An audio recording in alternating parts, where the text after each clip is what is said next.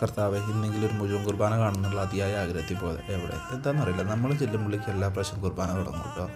റാഹേലൊക്കെ ഇത് ഉറങ്ങാനുള്ള പരിപാടി തുടങ്ങി. രാവിലെ 5 മണിയാകുമ്പോൾ എണീറ്റതല്ലേ, നല്ല മഴക്കാറോട്ടോ രാവിലെ തന്നെ. നമ്മളിത് കൊടി ഉയർത്താനുള്ള പരിപാടിയൊക്കെ ചെയ്ത് അച്ഛനാട്ടോ കൊടി ഉയർത്തുന്നത്. നമ്മുടെ പള്ളിയിൽ തന്നെ ഒരു ആർമിക്കാരനും ഒരു നേവിക്കാരനുണ്ട്. അവർ മേൽനോട്ടത്തിൽ നമ്മൾ എല്ലാ പ്രാവശ്യം കൊടി ഉയർത്താറ്.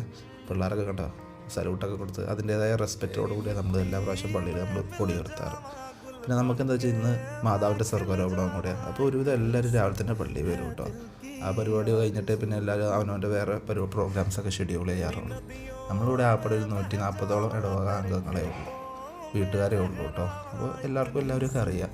പിന്നെ ഇൻഡിപെൻഡൻസ് ഡേ ആകുമ്പോൾ എങ്ങനെ മധുരമില്ലാതെ നടക്കത്തില്ലല്ലോ. അച്ഛനത് ആശീർവദിച്ച് രാവിലെ തന്നെ ലഡുവൊക്കെ കഴിച്ച് നല്ലൊരു ഇൻഡിപെൻഡൻസ് ഡേ ആയിരുന്നു. റാഹേലിലും കൊടുത്തൊരു ചെറിയ വോട്ട് കേട്ടോ. റാഹേലും ഹാപ്പി, ടോട്ടലി ഹാപ്പി. അപ്പോൾ happy independence day to all.